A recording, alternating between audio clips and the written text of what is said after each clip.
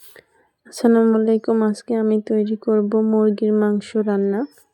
তো প্রথমে মুরগির মাংস ধুয়ে নিয়েছি, এখানে লবণ দিয়েছি, মরিচের গুঁড়া, লেবুর রস, 1 ফালি লেবুর রস দিয়েছি, আদা বাটা দিয়েছি 1 চামচ, রসুন বাটা দিয়েছি 1 চামচ,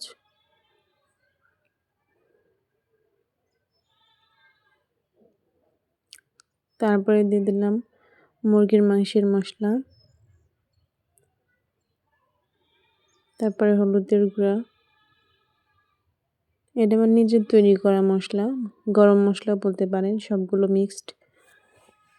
এরপরে মুরগিটা মাখিয়ে নিচ্ছি মশলার সাথে। প্রায় 1 কেজি মুরগি আছে।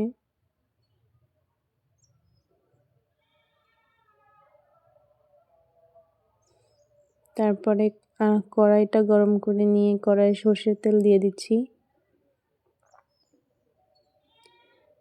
তো নুন হলুদ দিয়ে আলুগুলো ভেজে নেব। আলু কেটে রেখেছিলাম, আলুগুলো দিয়ে দিচ্ছি।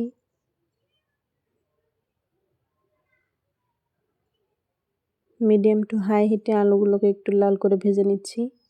এতে আলুগুলো ভাজা হয়ে গেছে, ঢাকনা দেওয়ার দরকার নেই। এরপর ওই তেলে দিয়ে দিচ্ছি ছোট এলাচ, বড় এলাচ, লবঙ্গ, গোলমরিচ, তেজপাতা। এবার দিয়ে দিচ্ছি পেঁয়াজ কুচি,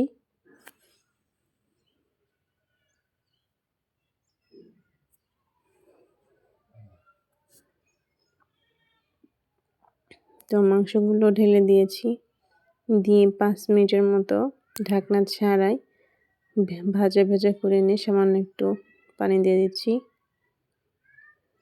এবার এটাকে কষিয়ে নেব। কষানোর মাঝখানে আলুগুলো দিয়ে দিচ্ছি, আর রসুন কাটা ছিল রসুনও দিয়ে দিচ্ছি। এবারে আলু, রসুন মাংসের সাথে সবগুলো একসাথে মিশিয়ে নেব।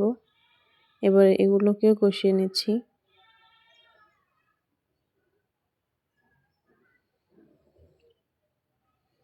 বেশ অনেকক্ষণ যাবত এগুলোকে নাড়াচাড়া করার পর, কষিয়ে নেওয়ার পরে